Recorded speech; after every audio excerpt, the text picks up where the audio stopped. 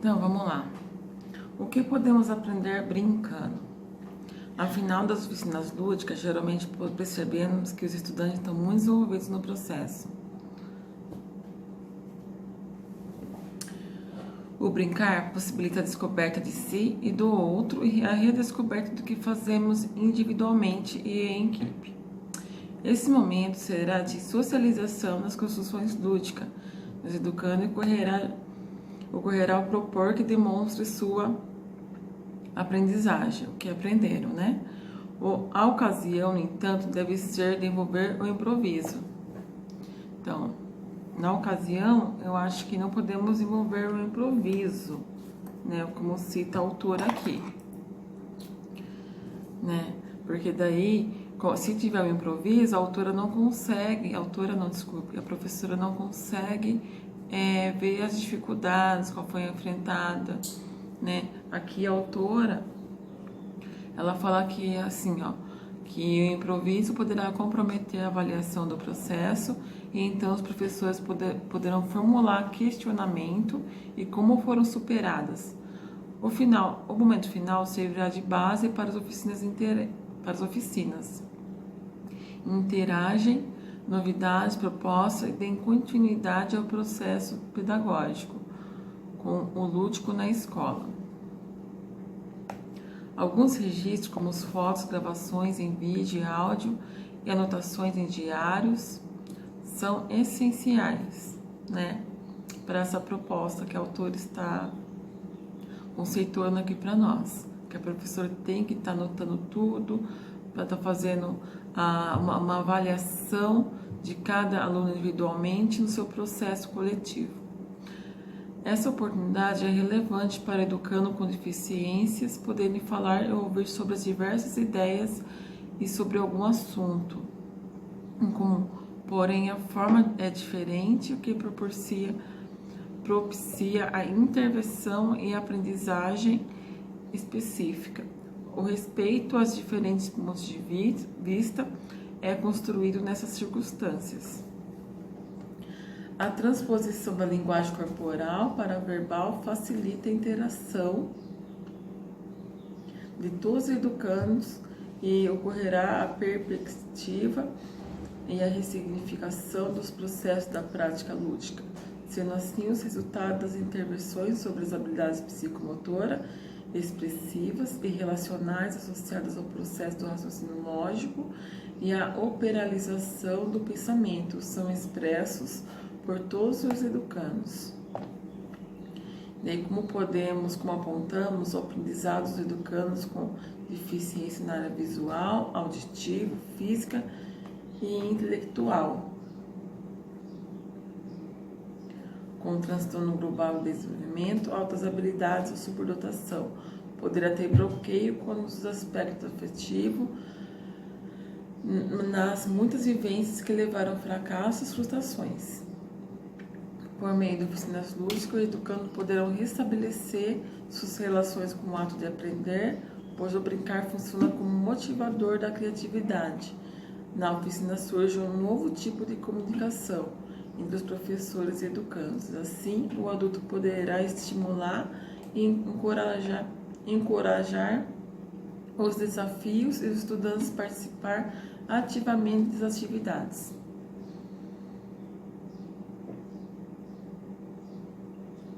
Daí, então, como é feito o planejamento da oficina lúdica, né? Considerando as etapas da oficina, a autora aqui, ela fez um roteiro de organização desse planejamento. Eu vou estar lendo para vocês. Dentro desse roteiro, na escola, tem os profissionais de educação, a classe, a turma, né? A data que vai poder ser utilizada essa oficina, o número de educandos, o tema, o objetivo, um encaminhamento metodológico, a mobilização na turma para a oficina lúdica, o brincando, criando e recriando, e o que podemos aprender brincando. Isso são os encaminhamentos metodológicos. Os recursos que vão ser utilizados e as referências no qual a professora se referenciou para fazer essa oficina lúdica. Para exemplificar o processo de oficinas lúdicas, faremos um relato das oficinas, realizando com um grupo de estudantes com deficiência no ensino fundamental de uma escola de ensino regular, a prática das oficinas lúdicas com estudantes com deficiência fizeram parte de um projeto de formação docente para a atuação da brinquedoteca que foi desenvolvido por 2 anos. As oficinas ocorreram uma vez por semana e duraram aproximadamente 1h30. Eu vou ler para vocês aqui o relato que a autora colocou aqui sobre a oficina lúdica que ela pesquisou. A oficina descrita teve o tema de poesia Leilão de Jardim, de Cecília Meirelles.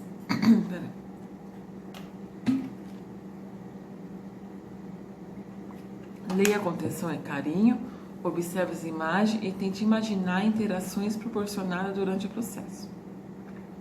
A prática sempre iniciava com a professora encontrando os educandos na sala de aula e convidando para a prática lúdica na brinquedoteca.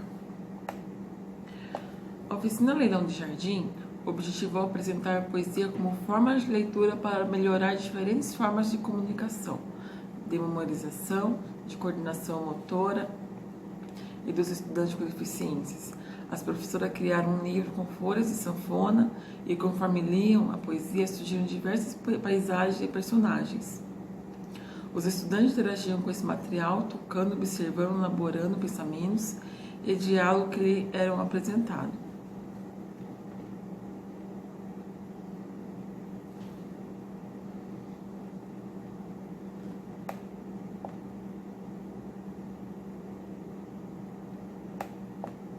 A surpresa da leitura da poesia foi um recurso utilizado em um livro confeccionado com uma caixa de papelão e que tinha as páginas organizadas em sanfona. O material foi feito de forma criativa e cuidadosa, com base na releitura do livro de Cecília Meirelles. As paisagens da poesia foram feitas de texturas para estimular os sentidos dos educandos com deficiência.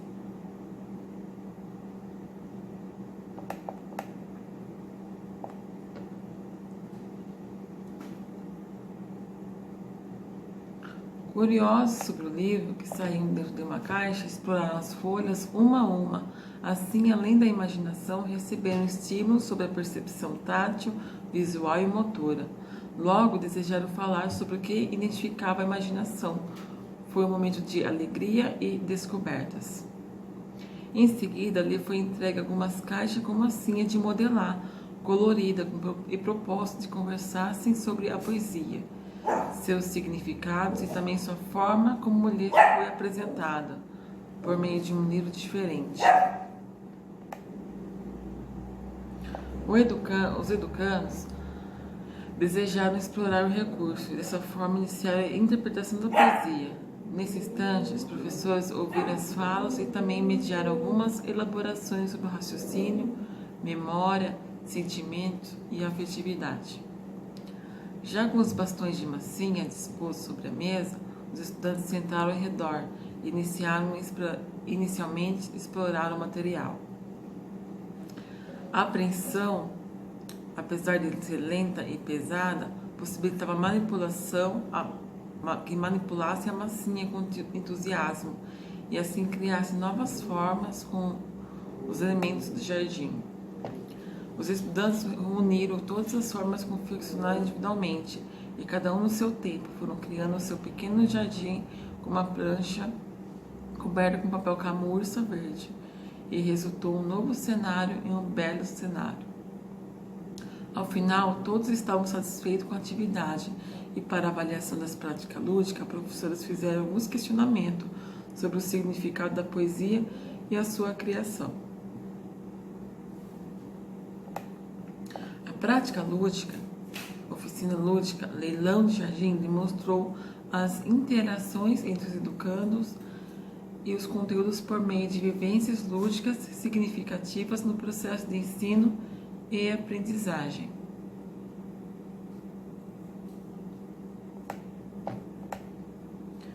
O O jardim foi cuidadosamente transportado para a sala de aula pelos educandos e a prática lúdica evidenciou mais uma vez que o ato lúdico educativo para os estudantes com deficiência está ao alcance dos professores, que tornam suas ações em vivências especiais para si e para o outro. Após a descrição da oficina, Desculpa, gente. Eu parei aqui o vídeo, depois eu volto tudo afobado. Vamos lá. Após a descrição da oficina, tente identificar as etapas descritas anteriormente e faça o exercício da compreensão do processo de oficina lúdica. É interessante que, nesse momento, você extinga a memória, remetendo-se e relembrando as práticas lúdicas que fizeram parte da vida com o educando. A descrição da oficina termina aqui, mas será refletida e fundamentada nos itens a seguir.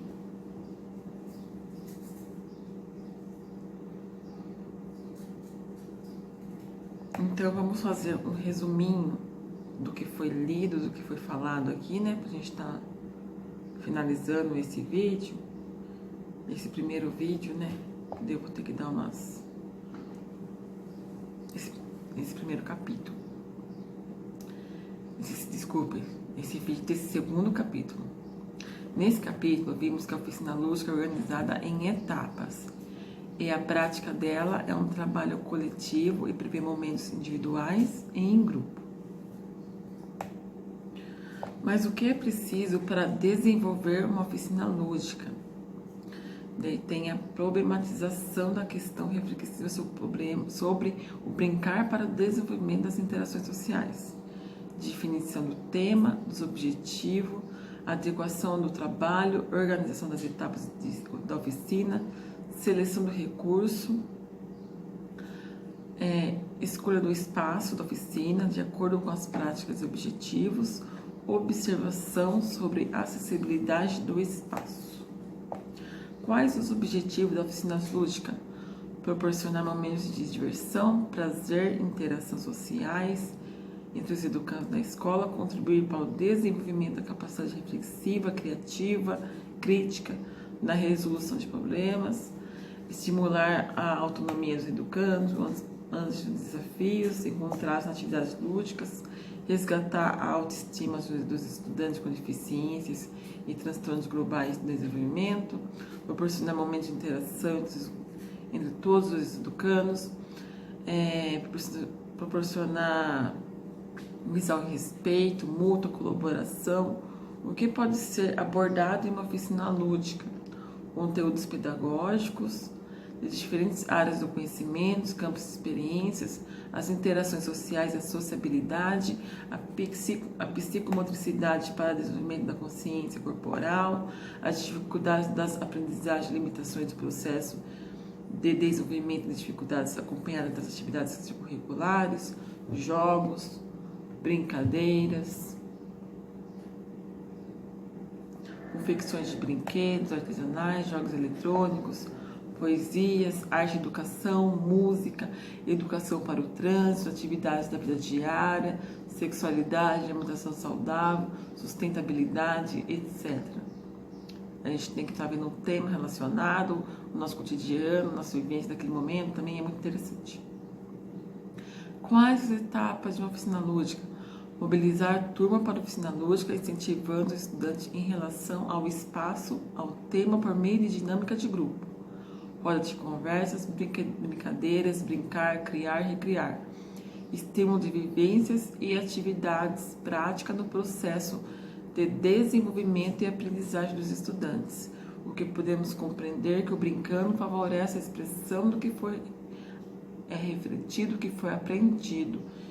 E sobre o conteúdo da oficina, sugerir um planejamento pedagógico para a oficina lúdica, a definição da equipe, a organização, a conceitualização dos educandos, a abordagem mediante a ludicidade. A função lúdica na oficina está ligada à diversão, ao prazer e à interação. Já a função educativa propicia o aprendizado durante a vivência de jogos e das brincadeiras. Sobre o espaço, o tempo de brincar, brinquedoteca para a educação especial estimula a criança com necessidades especiais a participar de todo tipo de brincadeira com seus amigos, socializando-se no ambiente escolar, que isso é muito importante. No que se refere à classificação de brincar, pode ser considerada uma ação livre da criança, criar sobre os objetos ou brinquedos, na imaginação, mas também poderá se utilizar como função educacional, como recurso voltado para a aprendizagem, certo? Os seus objetivos, possibilidade de interação no processo de desenvolvimento da aprendizagem dos estudantes com deficiência, favorecendo a inclusão escolar, certo? Então aqui a gente fala um pouquinho da brinquedoteca, a gente finaliza esse capítulo, né? E eu vou dando continuidade com vocês aqui até o próximo capítulo, para a gente estar discutindo e falando sobre esse assunto, que é muito importante, né? E nós estamos dando essa importância, fazendo esse levantamento do brincar e das suas significações, né? Exemplificando nesse processo. Daí a gente vai entrar aqui no próximo capítulo, falando sobre os jogos tradicionais, tá? Eu vou estar falando com vocês. Então, pessoal, sobre os jogos tradicionais, envolve as brincadeiras vivenciadas por educandos em toda a fase da infância e adolescência e estão presentes em diferentes culturas. As oficinas dos jogos tradicionais incluem a ação de brincar e da cultura lúdica e infantil. Assim, nesse capítulo, você poderá refletir sobre o resgate da cultura do brincar, a identificação do brinquedo e as áreas do desenvolvimento e aprendizagem da prática lúdica. Jogos tradicionais. Os jogos tradicionais são aqueles que expressam a cultura de determinada época e são preservados e entregues às novas gerações, ensinando as brincadeiras como um legado. Porém, brincando, as crianças modificam suas regras, formas, interações de acordo com a sua cultura. Como vimos, o brincar faz parte da infância. A criança brinca sozinha, na rua, com amigos imaginários, com objetos, representando o contexto em que estão inseridas. Assim, o brincar é um elo entre as gerações, considerando sua função e os valores sociais transmitidos pelos jogos tradicionais.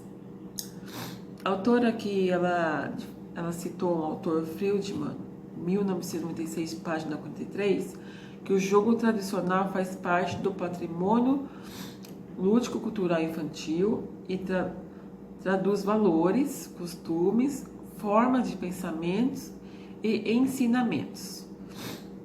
Assim, as brincadeiras são parte da história da vida de cada sujeito. No contexto escolar inclusivo, resgatar a cultura lúdica possibilita relacionar o ensino e a aprendizagem e o desenvolvimento, conciliando a prática educativa e a formação cultural dos educandos. Brincando e jogando, os estudantes aprendem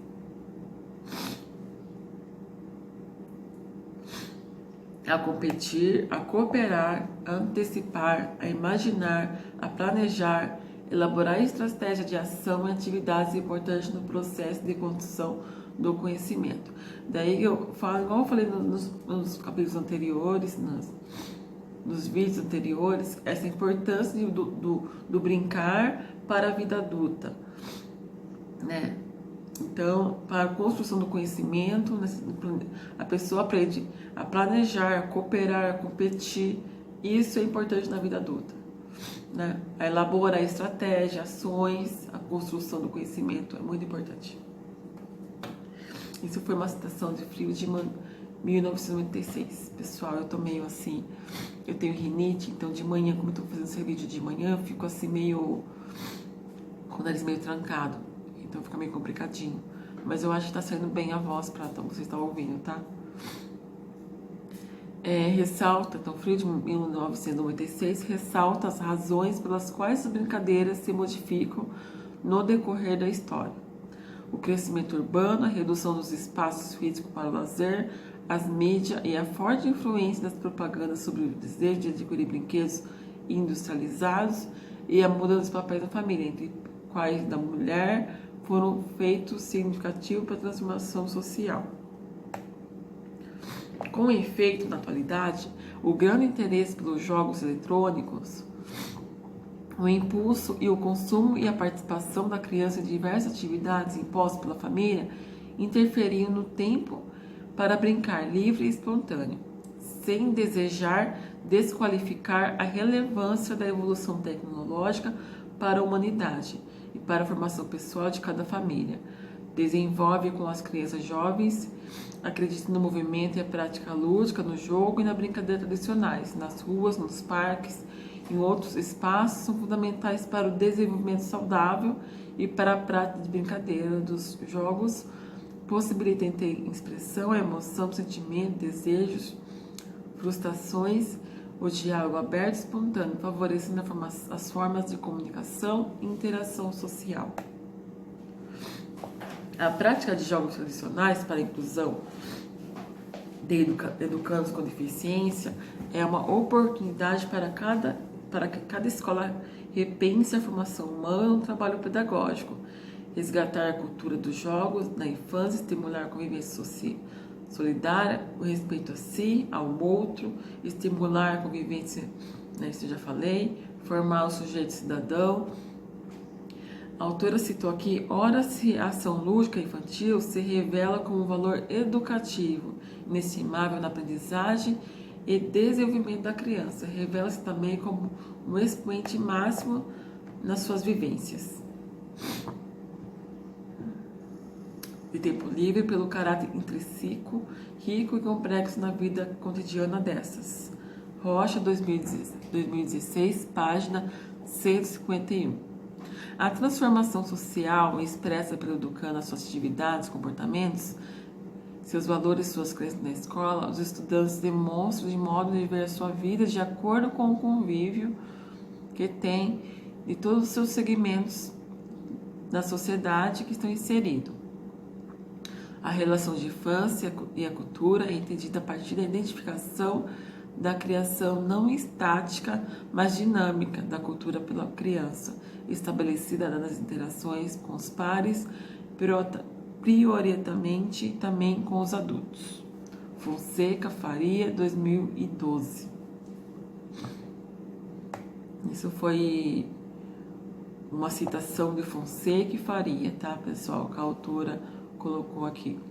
Observamos que as crianças brincam atualmente, os educadores preocupam com um pouco tempo que elas dedicam à brincadeira, os jogos e que envolvem o movimento. Isso porque as brincadeiras no espaço da escola, da família e do lazer contribuem significativamente para o processo formativo dessas pessoas, né, e dos jovens. Então, o espaço da brincadeira também é muito importante também. Aqui, jogo, brincadeira, brinquedos tradicionais.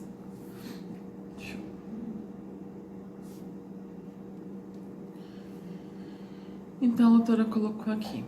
Já está na hora de começar a brincar, você não acha? Espere um momento. Antes de começarmos alguns aspectos importantes para a construção do brinquedo artesanais, a fim de que a prática lúdica, de oficinas lúdicas seja rica e desafiadora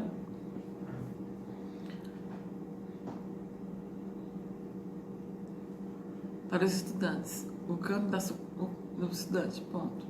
Eu quero falar com vocês uma coisa. Eu vou colocar algumas imagens aqui de alguns jogos que eu confeccionei e alguns que eu tirei da internet para vocês verem alguns jogos lúdicos, tá? Para aprendizagem. Eu vou estar colocando aqui no meio desse vídeo aqui, tá? O canto da sucata é organizado por meio de classificações de recursos, mas nem todas as sucatas podem fazer parte desse ambiente, que deverá atender a condições de higiene e adequação de materiais de acordo com o interesse dos educandos. A seleção é fundamental para que o material possa enriquecer a criatividade na prática lúdica. As sucatas viram brinquedos. Sucata classificada no geral, que inclui pedras, folhas, galhos, madeiras, areia, a industrializada, que abrange materiais como caixa de papelão, de diferentes tamanhos, formas, copos, plástico, garrafas PET, etc. Além da seleção de análise de materiais, esses deverão ser higienizados e organizados. As caixas de materiais etiquetadas facilitam o manuseio e o momento da formação lúdica. Os recursos da sucata deverão ser separados previamente e por isso é importante que estejam organizados. Materiais com colas, tesouras sem pontas são necessárias no momento que se apresentam os recursos do estudante com deficiências. Deixe de manipular os materiais que experimentam as sensações que proporcionam. No entanto, essa produção é necessário conhecer como as crianças brincam e conhecer o valor do brinquedo para seu desenvolvimento e sua aprendizagem, tentar separar a questão de segurança dos materiais que são utilizados para a construção do brinquedo, observando-se tomando cuidado para que sua periculosidade, conhecer as crianças, seus interesses e valorizar os brinquedos construídos. Artesanalmente e não apenas produzido como larga escala. Aqui foi uma citação de Schomenharder Alves, 2011, página 91. Eu vou colocar a imagem para você aqui dos brinquedos para a gente continuar, tá bom? De vocês, assim, são brinquedos feitos com material reciclável, com material não industrializado, para a gente ter umas ideias.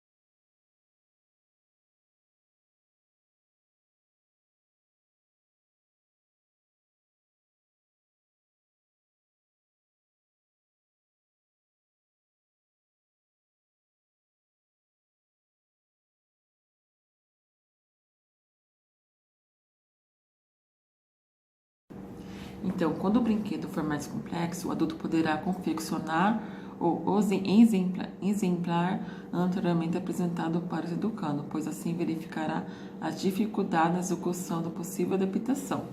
Para Santos, 1995, página 7, um aspecto importante do brinquedo artesanal é que também proporciona um momento de ludicidade para o adulto, que cria, confeccionando sem o prazer de vê-lo pronto e não só para a criança que brinca. Isso ocorre porque a confecção de brinquedo propicia diversão também do adulto, pois quando o ser humano se percebe criativo, experimenta alegria e satisfação dos seus resultados.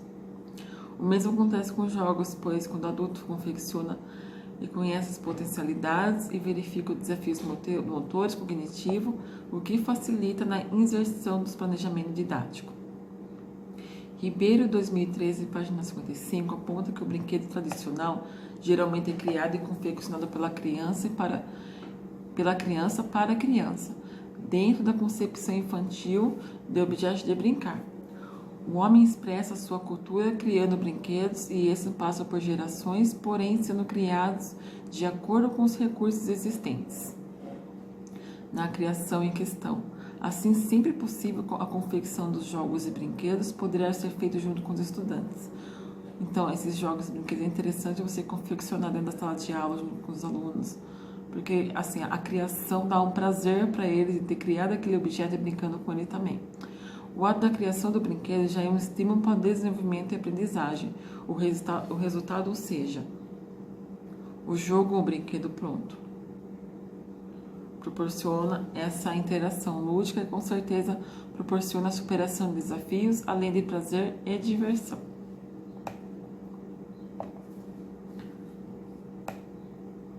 Todos podemos construir brinquedos ao ar livre, explorando alguns recursos, incluindo os naturais, assim desenvolver oficinas lúdicas em bosque, em áreas gramadas, proporcionam o contato com a natureza.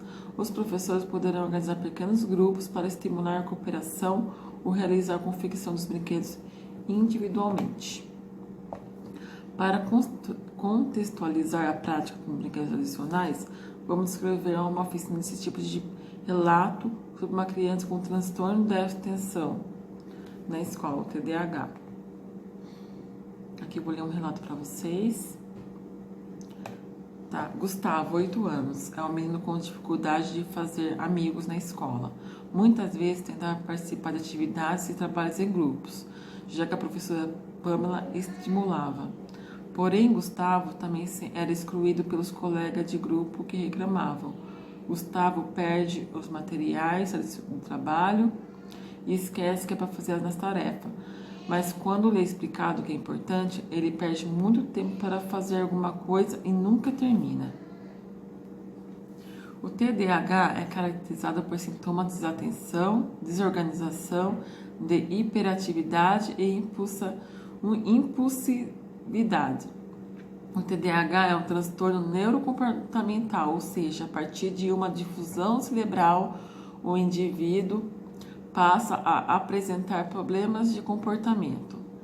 Isso aqui é uma citação de Stanilau Matos, 2014, página 153. O TDAH, a autora citou aqui, começa a ser identificado ao final da pré-escola e no início dos anos iniciais do ensino fundamental 1, por volta dos 5 anos, quando a criança começa a necessitar de maior concentração e autocontrole. É comum que na escola confunda a criança com TDAH como preguiçosa, o que apresente má vontade na realização das atividades. Porém, quando as atividades são prazerosas, seu comportamento poderá ser diferente. Uma criança pode passar por longos períodos jogando videogame e ter muita dificuldade em se manter em uma tarefa escolar, porque, na verdade, o déficit de atenção não representa uma falta total de atenção, mas uma dificuldade de capacidade de controlar voluntariamente a atenção. Ou seja, a criança costuma ter dificuldades de manter nas atividades em que é proposta para ela. Precisa de controle voluntário e facilidade nas atividades prazerosas, para que esse controle seja espontâneo. Os jogos tradicionais, especificamente a construção de brinquedos artesanais, são ótimas práticas lúdicas para o desenvolvimento da atenção, concentração e coordenação motora. A estratégia desenvolvida pelos professores em sala de aula pode contribuir para a aprendizagem de novos comportamentos mais funcionais e positivos. Alfano, Scarpato, Stanilau, 2014. Vamos pensar em atividades para Gustavo e sua professora encontrar soluções para a realidade. A oficina sugerida considera algumas características do estudante com TDAH, objetivando que participem ativamente das brincadeiras, pois fazem parte do contexto educativo. Assim como todos os colegas, embora alguns docentes encontrem complicações em acertar essa realidade, vamos pensar que esse estudante, mesmo com dificuldades e querido por muitos colegas, não seja visto apenas como uma característica. Os estudantes de TDAH têm um atributo também. Eles são meninos ou meninas que gostam de brincar e fazer amigos, de dançar, de aprender novos conhecimentos. Como você não percebe, tais traços são comuns em todos os educandos.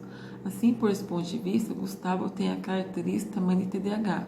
Por vezes, necessitará de algumas modificações na mediação de ação educativa, de algumas interações com colegas. Contudo, a prática pedagógica precisa atentar à diversidade de comportamento dos estudantes na escola, uma vez que somos diferentes em nossa individualidade.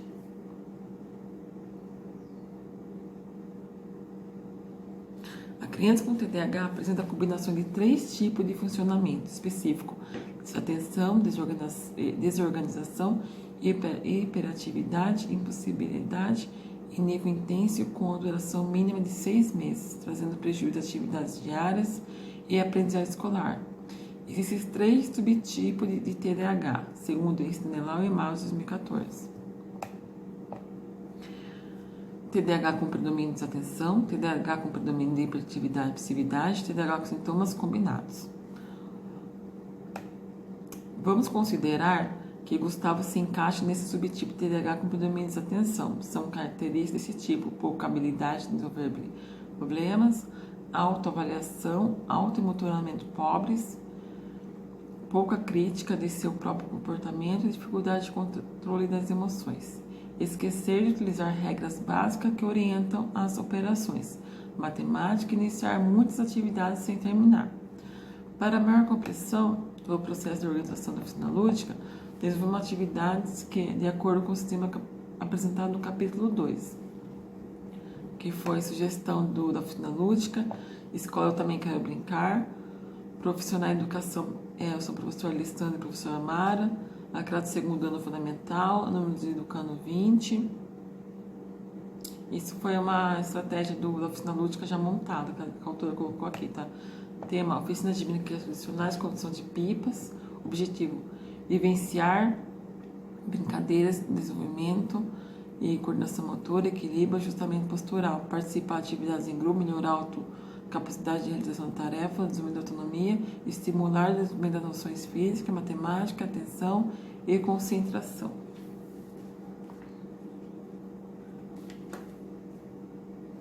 Essas foram as práticas de mobilizar na oficina lúdica, onde esse aluno estava inserido, que a autora colocou aqui para nós.